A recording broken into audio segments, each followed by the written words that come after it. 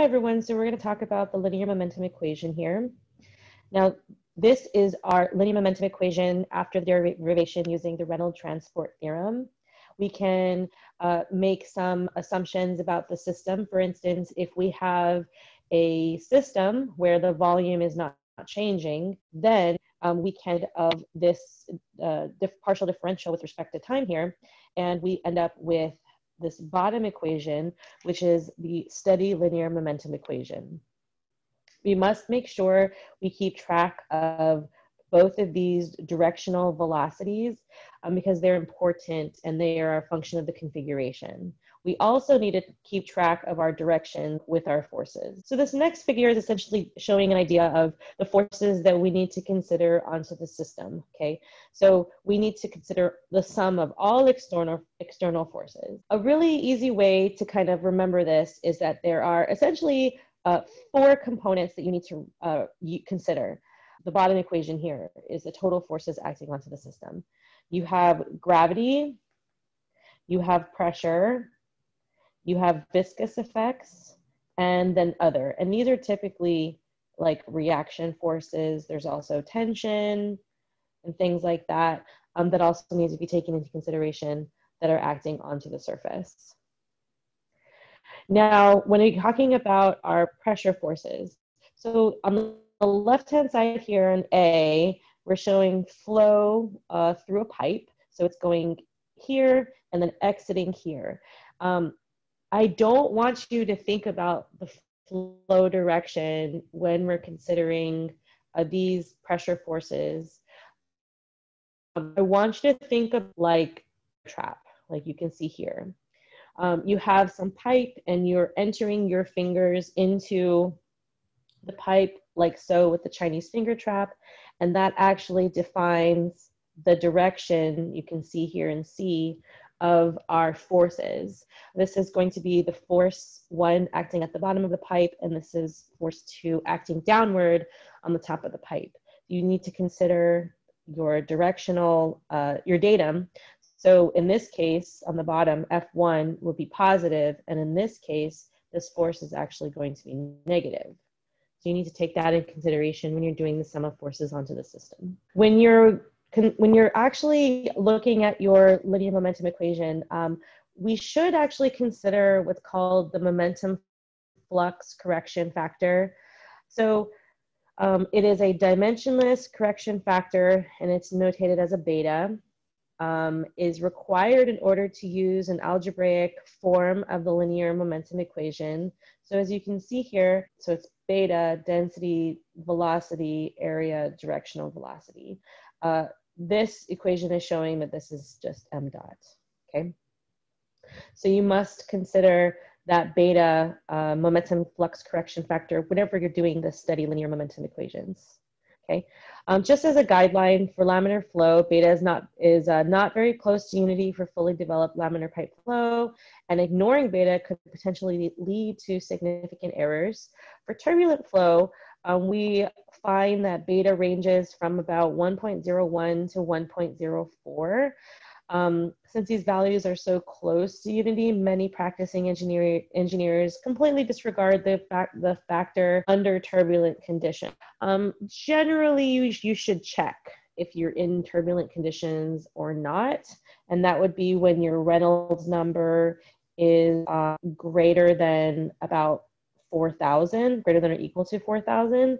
Again, Reynolds number is density, velocity, diameter divided by the dynamic viscosity. So you should check that to see if you are under turbulent conditions, and then this is the range generally provided. I typically use 1.03, 1.04, unless otherwise given. So what we're going to do is we're going to walk through this example here. A reducing elbow is used to deflect water flow at a rate of 14 kilograms per second. So 14 kilograms per second, that's going to be m dot. So let's go ahead and write that down. We're dealing with water. A pipe up 30 degrees while accelerating it. The elbow discharges water into the atmosphere. The cross-sectional area, so this is into the atmosphere, okay? The cross-sectional area of the elbow is 113 square centimeters at the inlet. So that would be this area. So this area, 1, so we have 1 already noted for us, is 113 centimeters squared.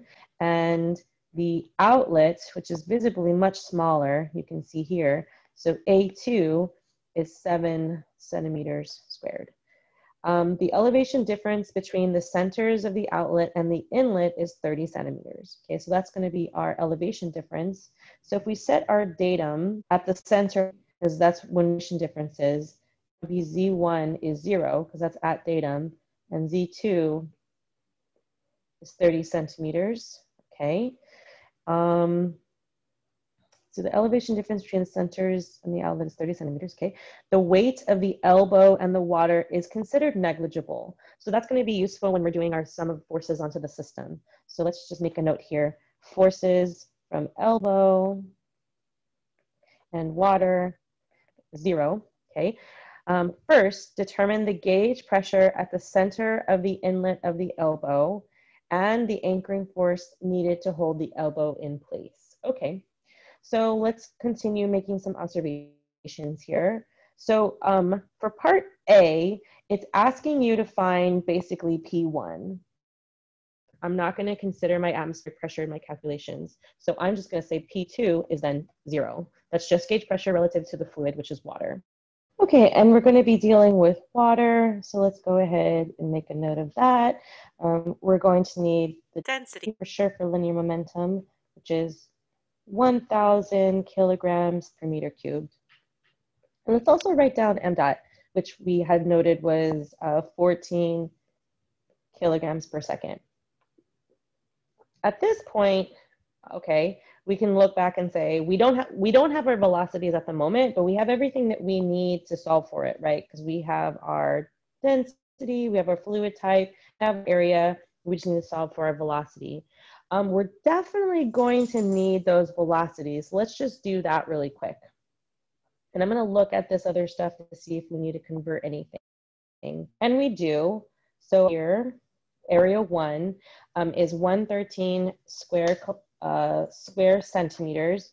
We're going to go ahead and divide that by 100 centimeters squared. And that's going to give us meters squared. So that's 113 divided by 100 squared. And that is going to give us 0.0113 meters squared. Make that a little bit cleaner.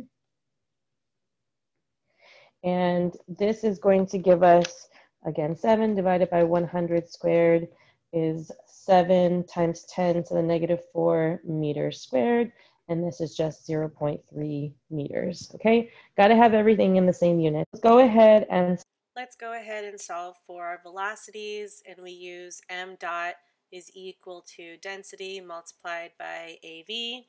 And let's do 1 first. So then that's velocity 1 is m dot divided by density A1, and that's 14 kilograms per second divided by the density, which is 1,000 kilograms per meter cubed multiplied by area 1, which is 0.0113 meters squared. And so velocity, I'm also putting this into my calculator, and that's going to be 1.24 meters per second.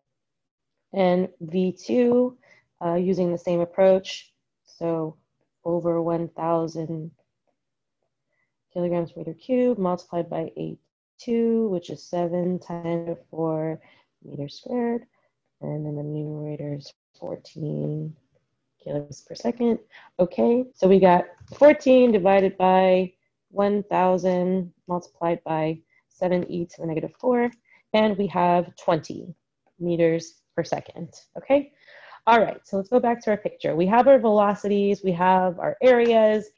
We don't have our pressures, but we can solve for the pressures, and this would require using the Bernoulli equation. So let me write the Bernoulli equation and show you what I mean. It is essentially telling you that the energy in a system is constant as you're moving from the inlet to the outlet. And there isn't any information given in the problem statement that's basically saying that we cannot make that assumption. There's no information about additional sources of energy. There's no information about any losses. So we can make that assumption. So we have P1 over gamma plus alpha 1 V1 squared over 2G plus Z is equal to P2 over gamma plus alpha 2 V2 squared over 2G plus Z2.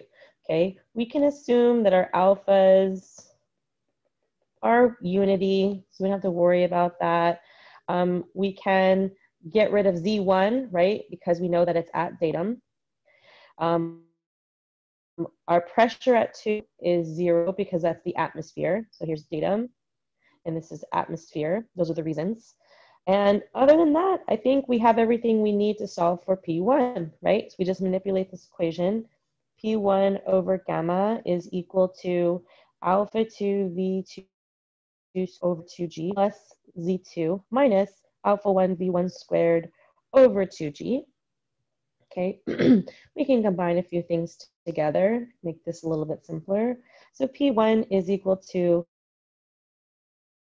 gamma, and we can, since alphas are unity, let's just take those out of the equation. And we have 1 over 2G multiplied by V2 squared minus V1 squared plus Z2.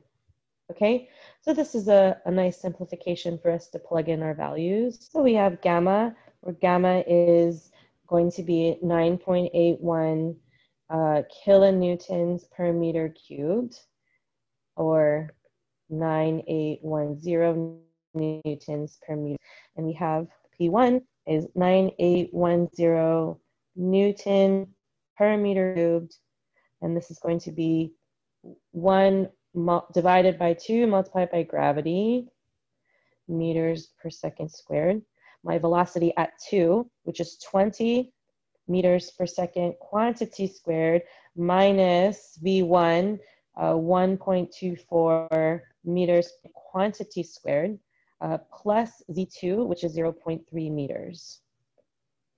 Okay, let's see, am I missing a parentheses? I am, it's right there. Okay, always good to check your parentheses. So let's go ahead and get our calculators, and let's do the math here. Multiply by gamma. Okay, so this is 20.61, and this is going to be in meters. Okay, and so then multiply that by 9810, and we have P1 is 2174.2 newtons per meter, which will give us 202.17 kilopascals, right? Because Newton meter squared is equal to a Pascal. Okay, so we have our answer for pressure at 1. So that's part A. Okay, now part B said, now we need to find the anchoring force needed to hold the elbow in place. Okay, so let's get a new page here. So we need to find the anchoring force to hold in place. Okay, I'm going to, here's where I'm going to talk about our velocity diagrams and our free body diagrams when solving these problems, and how it makes things so much easier when you're working out the left-hand side and the right-hand side of the linear momentum equation. So for our linear momentum equation, it's the sum of the forces onto the system is equal to the sum of beta v rho a directional velocity out minus the sum beta V rho a directional velocity in, okay? So on the left-hand side of the equation here, this is where we consider our free body diagram, okay, FBD. On the right-hand side of the equation, this is where we use our velocity diagram. So I'm going to do each of these, and I'm going to show you how useful these diagrams are, okay? So let's go ahead and draw our free body diagram first. We have our elbow, and it kind of narrows, right? We have flow going here, and we have entering, and we have flow exiting here. Actually, you know what? I'm going to take that out because that's not going to help us. We have a pressure here at 1, that's resulting force F1. We have a force here, but this force is actually going to be what? This pressure at 2 is 0 because it's atmospheric. We still do the Chinese finger trap, right? We still have a force that's acting downwards, onto this segment here. It just so happens to be that the pressure at this position is 0. So F2 is going to be 0, okay? I'm just drawing it there for your reference, okay? Now, this is our free body diagram. Let's see where they put the resultant forces. So the resultant forces here on this top corner here, so I'm going to put that as well. And also remember that our weight factors have gone away. So we have our resultant forces here. So we have Fz and Fx, where this is the notation they use. We also have a weight, which we also know is negligible at 0. We have friction, but there's no information given about the friction force. So we can also assume that's negligible and 0. Assume friction is negligible, okay? What else we have? We have our sum of forces onto the system is due to pressure, gravity, viscous or friction, and then our reactions, okay? We have our pressure force, we have our gravities are negligible, our viscous is negligible, and we have our reactions. So we have to write this obviously as a kind of direction. So we have our y component, the sum of forces onto the system into the y component, excuse me, is going to be positive Fz, and that's it. There's no other component to consider. The x direction, the sum of the forces onto the system in the x direction, we have F1, which is positive, and we have Fx, which is also positive, okay? So far we have developed our free body diagram, we've evaluated the sum of the forces onto the system, and then we've broken them up into the x and y components, okay? Now, the next thing to do is to draw our velocity diagram. I do apologize. Your book did label it as Z up, so I'm going to coincide with that and say this is Z and this is Z. I do apologize. I want to make sure that I'm consistent with that diagram that was drawn for you. So we have our X and Z components.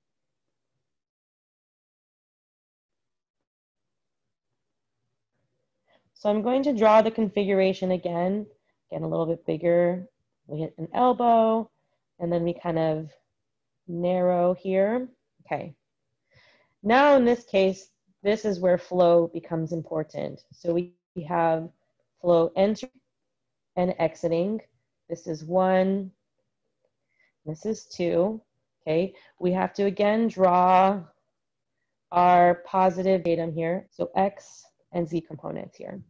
Okay, so we have velocity at 1, V1, and velocity at 2, V2. Now we have this angle here of 30 degrees. okay? We have to break each of these velocities into its components, okay?